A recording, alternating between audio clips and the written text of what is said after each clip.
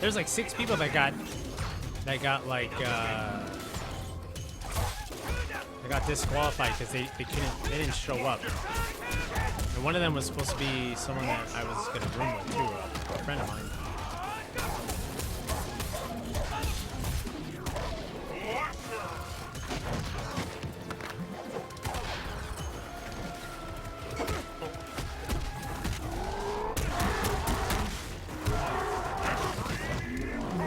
Oh, I'm a dummy.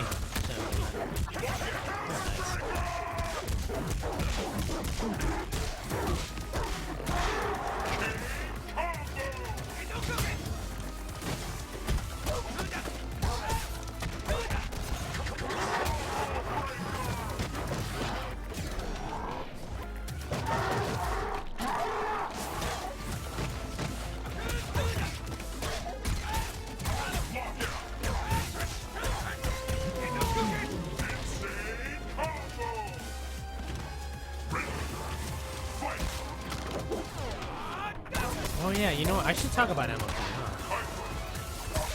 Oh, what happened? Alright, I'll start talking about it after this.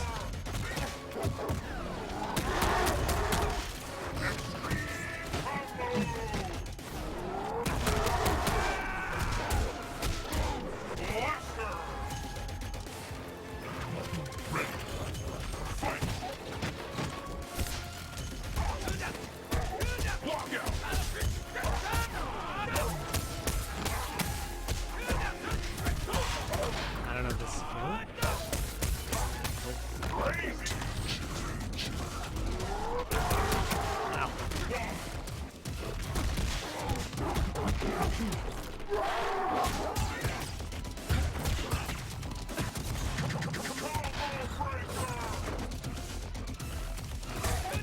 Okay, so oh, great game, Rangers. Awesome game. Good game, Grimms. So let's talk about MLG.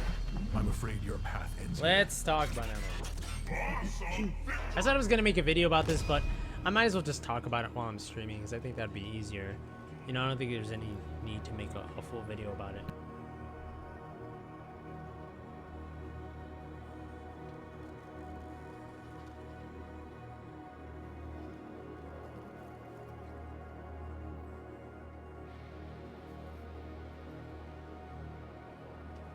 It was interesting. It was my first MLG ever. It was very exciting, place to go to. It was awesome. But with any first like tournament, you know, every first tournament will have like its mishaps. Apollo. But every first tournament will have like its mishaps somehow, you know. So basically, when we got there, the setups were pretty nice. You know, it was when they had the level up booth, it was a pretty cool booth. But that's where we didn't have the tournament. They actually put us next to like Smash and like Call of Duty.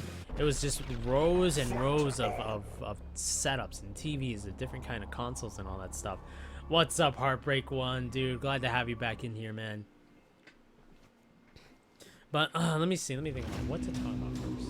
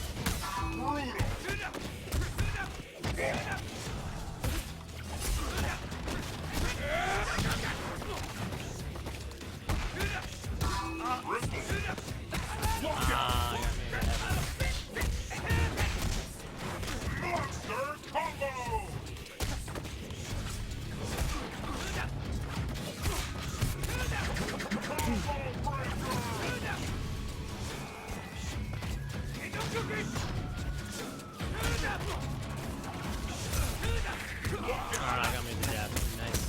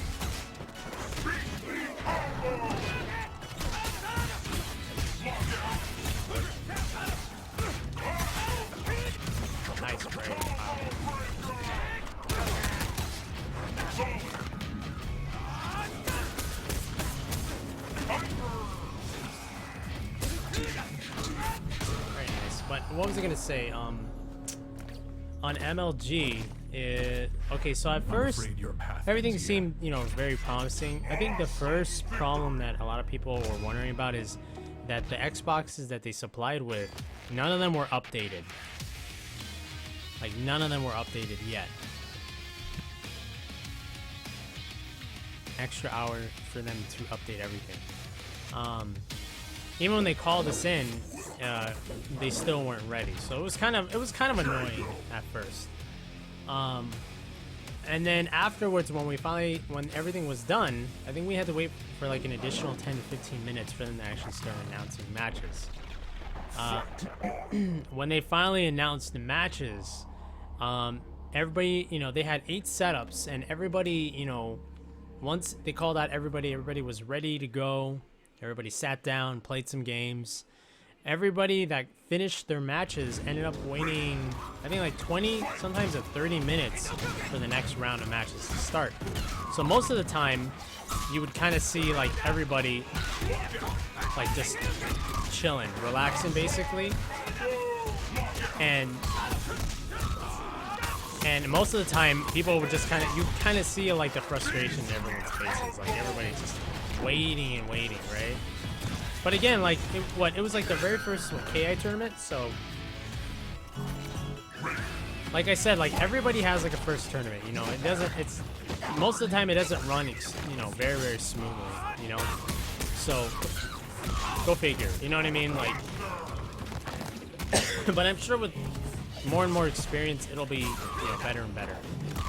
Because the thing is, we probably could have been finished with the first day at least like 3 hours earlier if everyone actually, you know, because there was like 35 people, but the time that it took to finish, it acted like as if there was like 70 people in the tournament. So I think also the reason for that too is because since every single judge had to watch every single match, and the thing is, we also had to wait for the judges to actually come to us after. So they announced our matches, we sat down, and then we had to wait for a judge to come and spectate the matches. We asked, oh, you know, do we have to have judges? You know, and sometimes they're like, you don't have to, but then sometimes they'll be like, oh no, wait, don't play yet. I gotta watch you play. You know, it's like, oh, we thought we could play without you. Oh well, you know. So, like, you know, those stuff, you know, those little bits that were, you know, really annoying and stuff.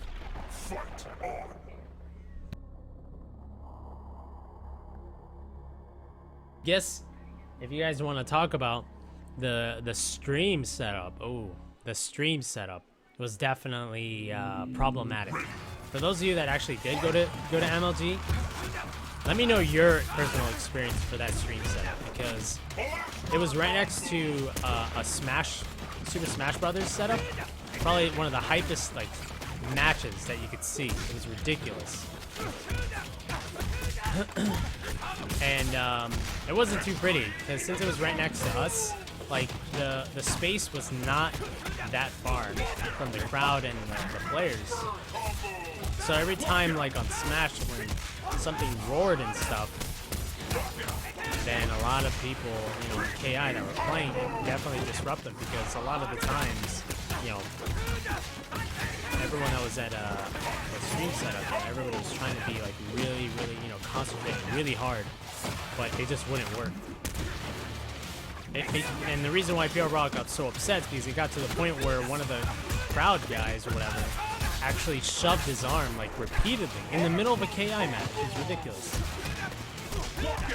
And the funny thing is, before I found out anything about this, Justin Wong came up to me and he was like, avoid that setup. I'm like, which one? He's like, the stream setup. He actually told me all about it before I found out about anything. And then I watched and I saw exactly what he meant. The crowd just going way too hype and all that stuff. I'm like, wow. Like, but then again, it's like, when you think about it, it's not too different from like people getting hyped watching you play and like the crowd roaring, you know what I mean? There have been times where like, yeah, you know, you don't have headsets and the crowd goes wild, you know, and for a game that you like, for a game that you're playing, like whether it's in winners, grand finals or whatever, And sometimes you just gotta learn how to deal with it. But the thing is, I guess since it's a different game, you don't anticipate any of that roaring or anything like that. I'm afraid your path And it just kind of, I guess it throws you off. It scares you, I suppose. But that's basically from what I saw. Hey, what's up, Robo? How are you, man? Yeah, that's right. That's another thing that I forgot. None of the monitors had sound for the first half of the tournament, and then Alex Vi saw what was going on because he had to actually stay at the Level Up Live booth, I think. No. Actually, no. He did compete, but he brought speakers from the Level Up Live booth to supply to all the setups. But the thing is, at that point, I was thinking, oh man, this is kind of unnecessary because, you know, everybody already adapted to playing without sound, you know, and now that people are going to play with sound again, it's going to be a little bit different, you know? fight.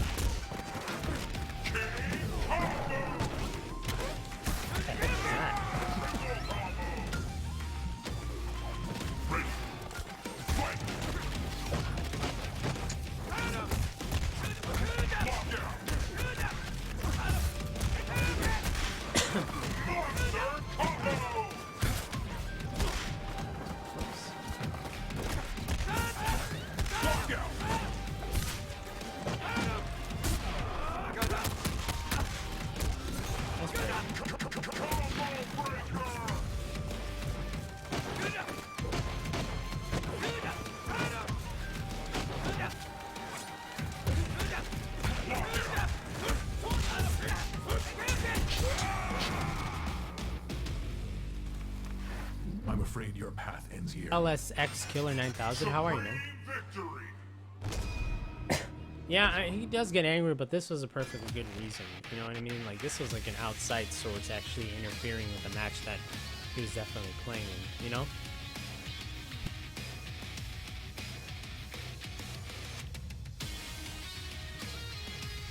That it had to go that way. Yeah, I mean, but then again, you know, this is the first time MLG has held up a Killer Instinct tournament. So again, like, I don't hold them, you know, to anything. You know, it was their first. It's a, you know, in every tournament, every first tournament, you know, usually has faults no matter what. It really, I think the second one is really important because if you don't learn from the first one, the second one's just like the first one with the mistakes and everything. Then, you know, then that's where it's just like, okay, you know, maybe it's not worth going here anymore. You know, but you always got to give everybody the benefit of the doubt, you know?